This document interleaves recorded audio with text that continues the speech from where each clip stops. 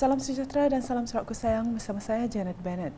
Tumpuan berita, Bandar Sibu sekali lagi akan menjadi tumpuan penggiat seni apabila menjadi tuan rumah Borneo Ethnic Music Exchange Conference atau Borneo Tribal Music Festival 1.0 yang akan diadakan pada 23 hingga 24 September ini. Menteri Pelancongan Industri Kreatif dan Seni Persembahan Sarawak Datuk Seri Abdul Karim Rahman Hamzah berkata beliau sangat gembira apabila satu lagi acara berprestis akan diadakan di Sibu selain Borneo Culture Festivals, Sibu International Dance Festivals dan Sibu International Best Jump. I'm glad that Sibu has come up with another homegrown event, the Borneo Ethnic Music Exchange Conference, which will be held from on the 23rd and 24th of September this year. And I must admit, I was rather intrigued when I received the invitation to officiate this media launch. I'm very, very happy actually to see that Sibu does not want to be left behind in this music scene. As the Minister of Tourism, Creative Industry and Performing Art, I'm certainly pleased to see another potential signature event beside the Borneo Cultural Festival, which is very, very popular down here. Every time it's being held, you can see thousands and thousands of people coming in. The Sibu International Dance Festival, as well as the Sibu International Bass Jump. Beliau berucap demikian semasa majlis simbolik pelancaran Borneo Ethnic Music Exchange Conference Borneo Tribal Music Festival 1.0 di Kingwood Hotel Sibu pada Jumaat. Dalam pada itu, Datuk Seri Abdul Karim mahu melihat lebih banyak lagi acara seni dan kebudayaan dianjurkan di setiap bahagian di Sarawak sambil menyeru orang ramai agar tampil dengan idea yang kreatif dan berani untuk diketengahkan. Malah beliau yakin persidangan dan festival muzik di Sibu nanti pastinya menarik kerana ia turut disertai ramai penggiat muzik tempatan. Instead of just waiting for something to happen, this group of young people led by Wilfred has stepped forward to take the lead, to come up with this great idea of having a music festival or music event down here in Sibu. This is what I would love to see happening in every part of Sarawak, every region in Sarawak. Be brave, be adventurous, be creative, stand up and be counted. The conference which they are hosting will be held here in Kingwood Hotel, and during the 2 nights they have lined up, as shown through the video just now, a music festival by the banks of the mighty Rajang River. This is an interesting event where it involves the local communities, especially the local music enthusiasts. Terdahulu, pengarah Borneo Ethnic Music Exchange Conference Borneo Tribal Music Festival, Wilfred Gan, dalam ucapan aluannya berkata, idea untuk menganjurkan acara itu timbul untuk menghidupkan semula kemeriahan di Sibu selepas suram sebelum ini akibat dilanda wabak COVID-19. Selain itu, beliau berharap program julung kali diadakan itu akan menjadi acara popular di wilayah tengah Sarawak yang setanding dengan Festival Muzik Hutan Hujan Sedunia di Kuching dan Festival Jazz Borneo di Miri. Dalam perkembangan berkaitan, Datuk Seri Abdul Karim menjelaskan acara ikonik Festival Borneo Jazz kembali dianjurkan secara fizikal pada tahun ini selepas 2 tahun diadakan secara dalam talian. Bercakap dalam sidang media Festival Borneo Jazz 2022 di Miri pada Jumaat, beliau berkata penganjuran festival yang memasuki tahun ke-17 itu akan diadakan secara hybrid, iaitu secara fizikal dan dalam talian dengan bertemakan jazz dalam hutan. This is the 17th year. Last year, we only managed to do it visual, but of course, you know, having concert, having a musical event visual is not as entertaining as the one that you see physically, I would say. Well, the theme for this year's Borneo Jazz Festival is Jazz in the Jungle. The festival is also the first time it being held hybrid, whereby we have it physical as well as it's also being online. Ujar beliau lagi, pihaknya menyasarkan kira-kira 3,000 pengunjung hadir secara fizikal sepanjang 3 hari festival itu diadakan dari 24 hingga 26 Jun ini. Katanya penganjuran Festival Borneo Jazz tahun ini merupakan platform terbaik untuk menjana semula pendapatan dan membina semula genre muzik jazz. Beliau menambah beberapa segmen baru turut diperkenalkan bagi memeriahkan Festival Borneo Jazz tahun ini seperti Borneo Jazz Fab Lab, Bengkel Interaktif Intensif, persembahan daripada Majlis Seni Sarawak, Bazar Kraft Tangan dan pameran bot Lut. Well, for this year, we do have new programs and performances for the Borneo Jazz. Among others, this year there is this new program that was introduced, that is Borneo Jazz Fab Lab, whereby before we reach to the event itself, I mean this weekend, there is an intensive 6-week interactive workshop in Miri being done for 30 musicians. That is from the 9th of May until the 18th of June this year.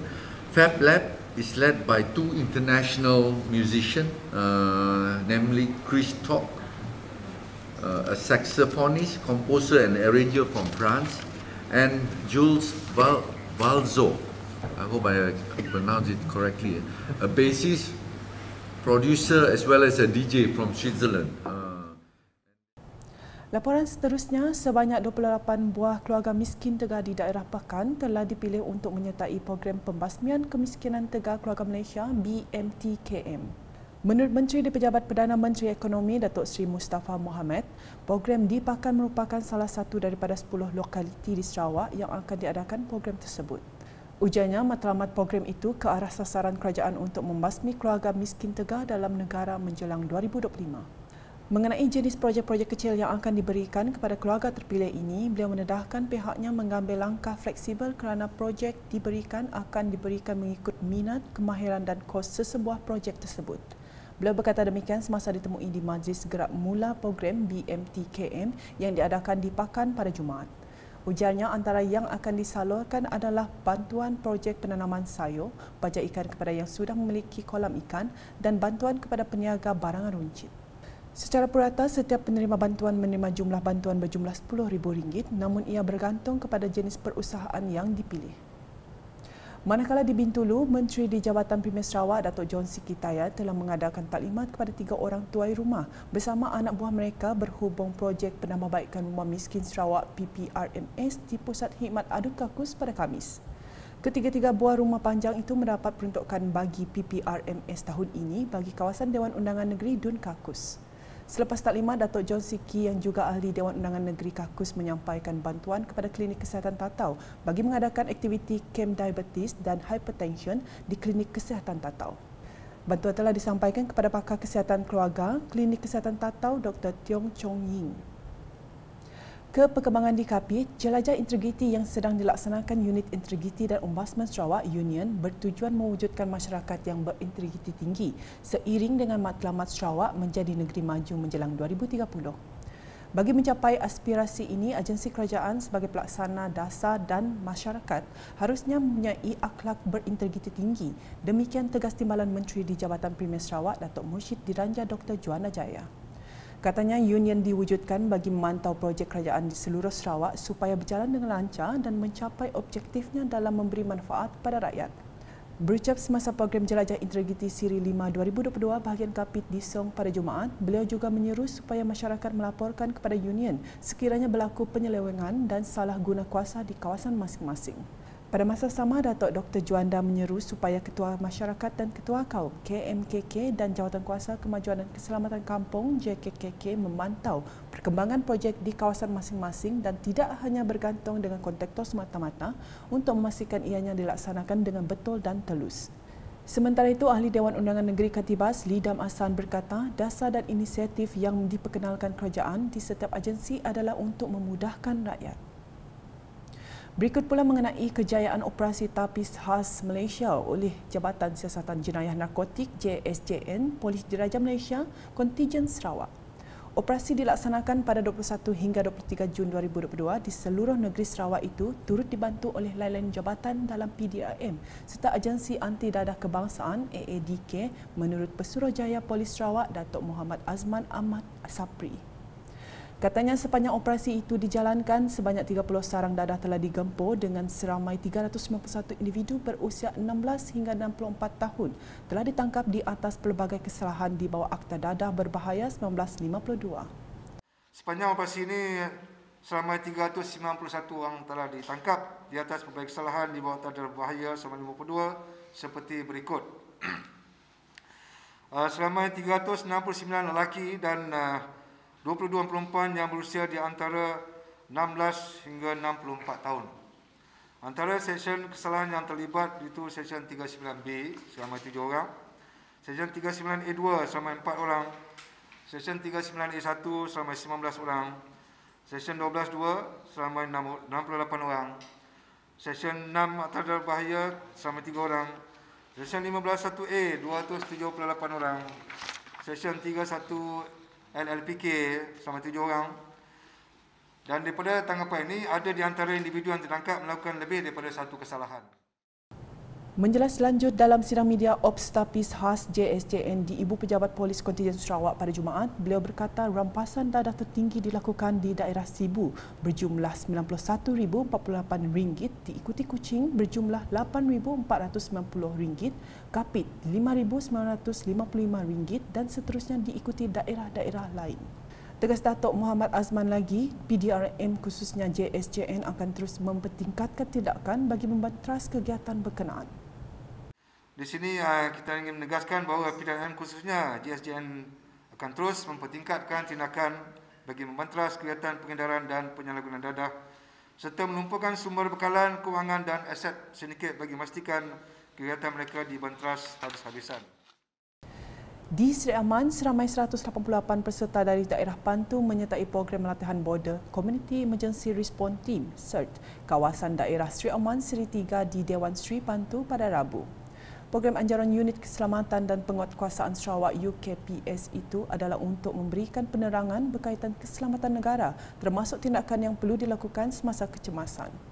Program yang diadakan selama 2 hari berkenaan melibatkan pihak Polis Diraja Malaysia PDRM, Angkatan Pertahanan Awam Malaysia APM dan Jabatan Bomba dan Penyelamat Malaysia JBPN. Sekian edisi tengah hari bersama saya Janet Bennett. Berita lebih lanjut boleh didapati di semua platform media sosial UKAS termasuk portal ukas.sarawak.gov.my dan UKAS channel di YouTube. #menyebar fakta, salam UKAS.